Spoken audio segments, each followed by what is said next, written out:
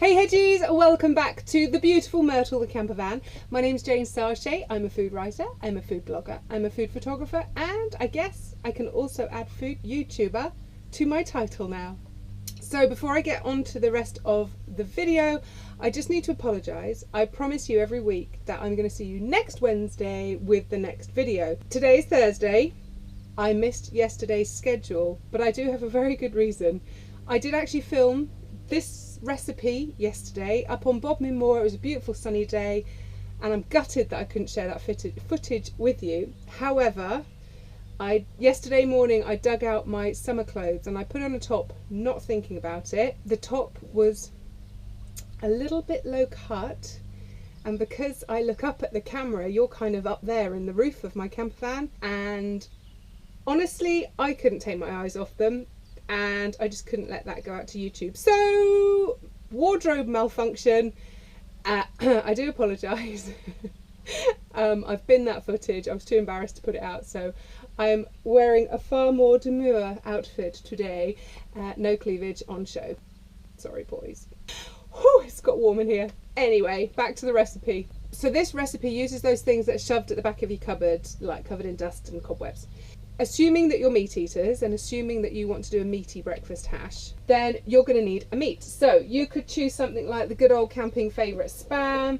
There's a pulled pork, which I haven't actually tried yet. I don't know what it is about tinned meat. It kind of scares me a little bit. I buy them because I figure one day I'm going to make you guys a recipe with this, but I haven't quite plucked down the courage to open it yet. Hot dogs, another camping favourite. You could use that as your meat sauce. You could even use corned beef.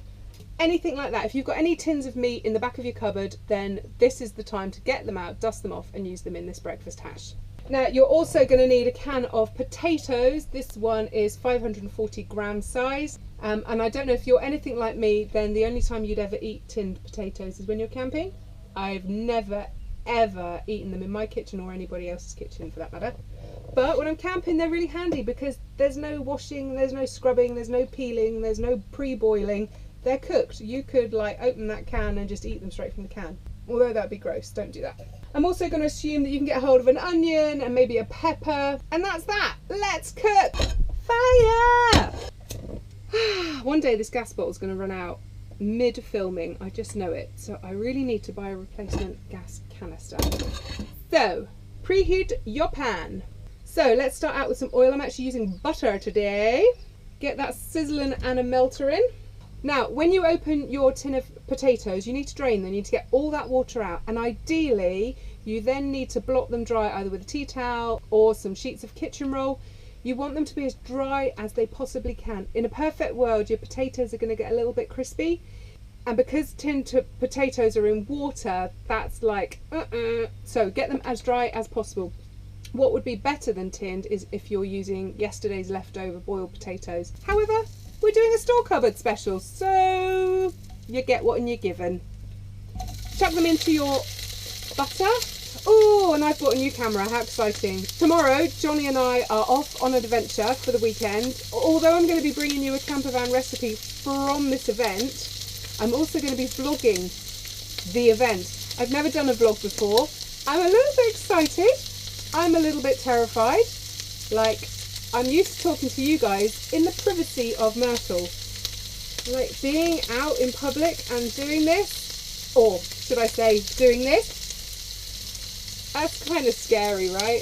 The general advice out there for new bloggers is just to not make eye contact with anyone, just talk to your camera, audience, whatever, and just ignore the rest of the world. Sounds so easy, huh?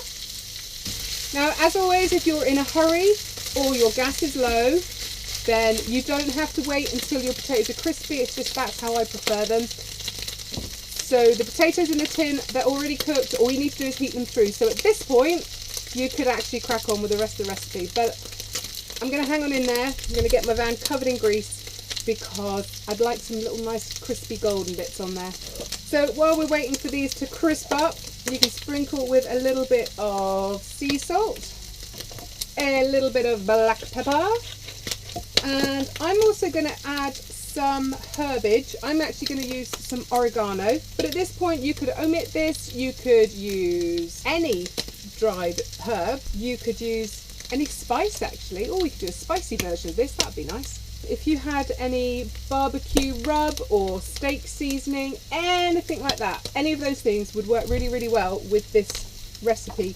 You could actually pimp this, thinking about it, in so many different ways. So we could get them crispier, but I'm actually getting a bit bored now. So let's crack on with the rest of the recipe. Next up, we have a red onion and we have a red pepper.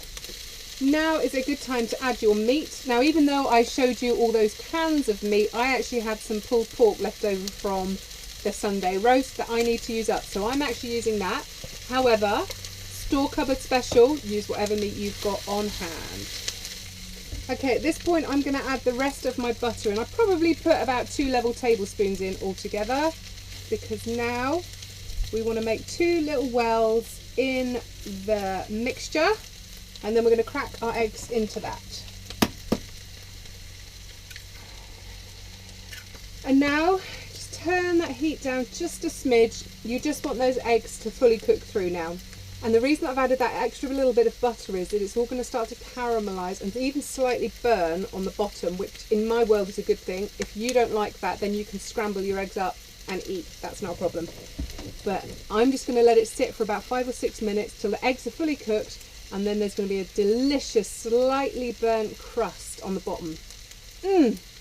Now, I know this is not a store cupboard essential. In fact, as you can see, basil lasts all of 12 minutes once it's been picked. However, the food photographer in me cannot shoot this dish without some green on top. So if your brain works the same as mine, then you could use basil, you could use fresh coriander, fresh parsley, either flat leaf or curly. You could even use the green parts off a spring onion. So there we have it, my lovelies. With a few artfully placed basil leaves, we have our store cupboard hash. If you enjoyed this recipe, as always, please give me the thumbs up. Also, feel free to subscribe to the channels. I generally bring you a new recipe every single Wednesday, cleavage gate notwithstanding.